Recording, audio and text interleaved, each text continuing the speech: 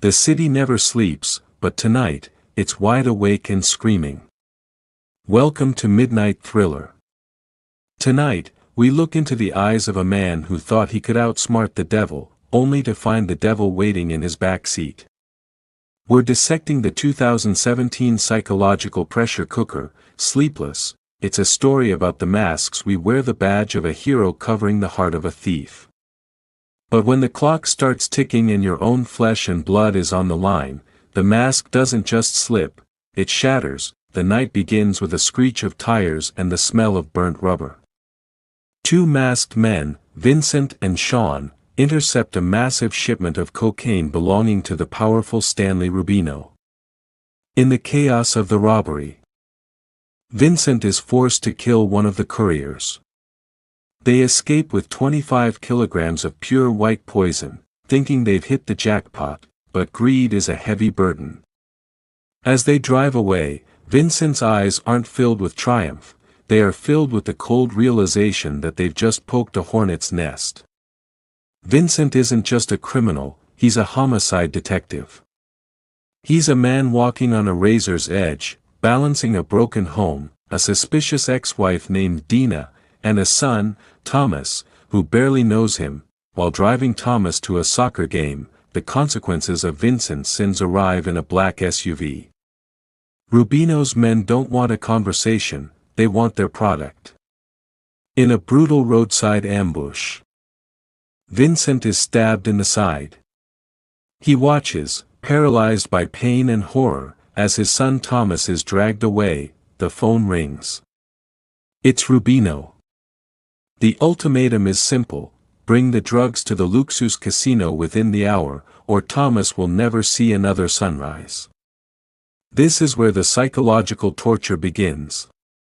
Vincent isn't just fighting gangsters, he's fighting his own failing body and the crushing weight of his failures as a father. Vincent arrives at the sprawling Luxus casino, clutching his bleeding side. He hides the drugs in a vent in the men's locker room, planning a careful exchange. But he isn't the only shark in these waters. Jennifer Bryant, an internal affairs investigator with a nose for corruption, has been trailing him. She watches Vincent's every move, sensing the frantic energy beneath his calm exterior. While Vincent is trying to save his son, Jennifer is trying to save the integrity of the force. She finds the hidden stash and moves it, unknowingly signing the mass death warrant. Imagine the terror. Vincent returns to the vent, reaching for the leverage he needs to save his child, and finds nothing.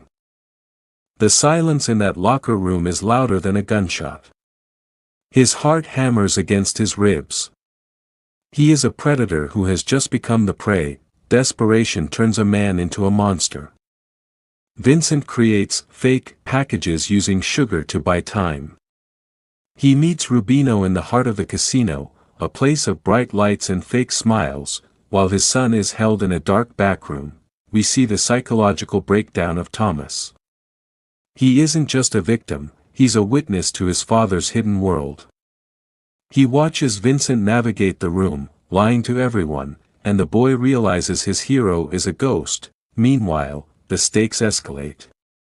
The true owner of the drugs, a psychopathic mobster named Rob Novak, arrives. Novak doesn't care about deals, he cares about power. He treats Rubino like a dog, and he treats human life like a currency to be spent. The tension in the casino suite is suffocating. Every flicker of a light, every footstep in the hallway, feels like a death sentence. The middle of the night becomes a blur of neon and blood. Vincent is hunted through the kitchens, the laundry rooms, and the high-stakes tables. He has to fight Rubino's henchmen while avoiding Jennifer and the police. In a visceral kitchen brawl, Vincent uses every ounce of his training to survive. He isn't fighting for justice anymore, he's fighting for redemption. He manages to find Thomas, but the escape is a gauntlet of fire. The casino, a place built on the hope of winning big, becomes a labyrinth of certain loss. The moral conflict reaches its peak. Vincent is forced to confront Sean, his partner. The betrayal cuts deeper than the knife in his side. In this world, there is no honor among thieves, and even the badge can't protect you from a bullet fired by a friend. The final confrontation shifts to the parking garage, a cold, concrete purgatory. The facade is gone. Rubino, Novak, and Vincent collide in a symphony of gunfire. Vincent is running on nothing but adrenaline and the primal instinct to protect his cub. He manages to get Thomas into a car, but the villains are closing in. In a desperate, high-speed shootout, Vincent realizes that to save his son's future, he has to destroy his own. He isn't just shooting at criminals, he's shooting at the life he chose. As the sun begins to peek over the horizon, the silence returns.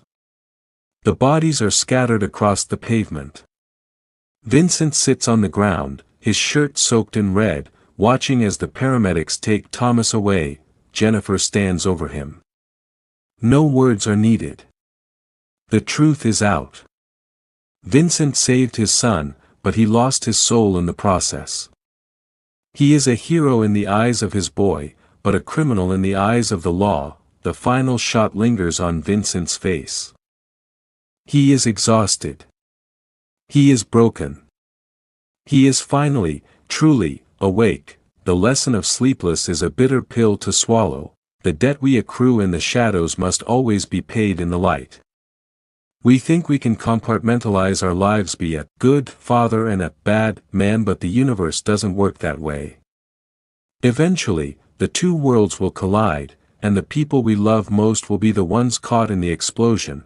If you had to commit a crime to provide a better life for your family, could you live with yourself knowing that one day, they might have to pay for your sins?